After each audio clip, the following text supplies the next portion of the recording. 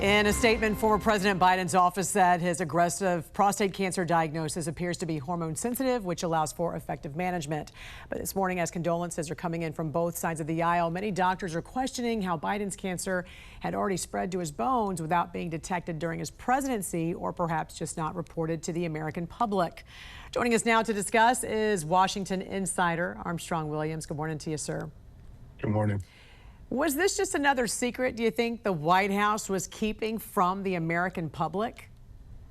You know, whether it's true or not, and it probably was a secret, the fact is that the former president, has an aggressive cancer, and politics can be vicious and nasty, but we should never forget about our own morality and compassion and empathy for those that suffer, because we never know what the future holds for us. And what we should focus on now is praying for the ease of the pain and the aggression of this cancer, and just wish him well, because he did serve this country for over 50 years. Yeah, and certainly our prayers are with him and his family. Like you said, this is certainly a question that many reporters even are having right now, because we know CNN's Jake Tapper has a book coming out with Axios reporter Alex Thompson called Original Sin.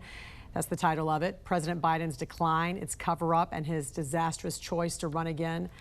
Tapper said during his book tour that it wasn't the media's fault for not covering Biden's cognitive decline, but said the press were victims of a lying White House. What's your thoughts on this?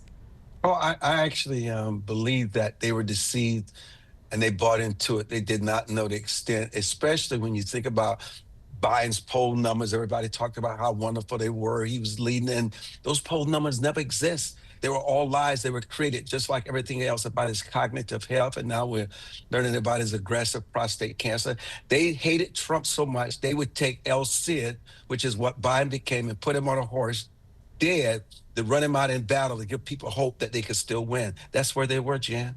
But they lost. Well, before I let you go, Armstrong, I understand you were in Auschwitz, Poland this past weekend. I think we even have some pictures of your trip there. Tell me about your trip, and why were you there? Strictly to see the concentration camps in Dachau and Auschwitz. I mean, Jan, it was just, when you look at those crematories where they were burned to a crisp and others hang looking at the crematories as they drew their last breath, the cruelty and the depravity of human beings is just so profound. It was just, it's just incomprehensible what humankind is capable of. Tell us some things that only you could experience that we can't see through pictures or videos. You know, there are these trees that you walk through and the wind always blows. They're so tall, and you could smell death. You could smell the pain. You could sense the agony, the destruction. And the thing that you realize there, and I want everybody to remember, is that monsters exist, but they are too few in number to be truly dangerous.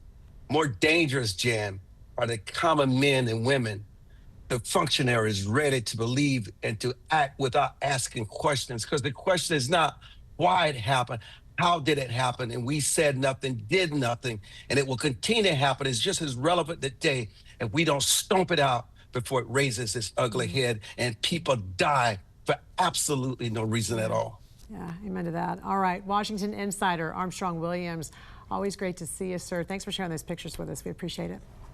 Thank you, Jan.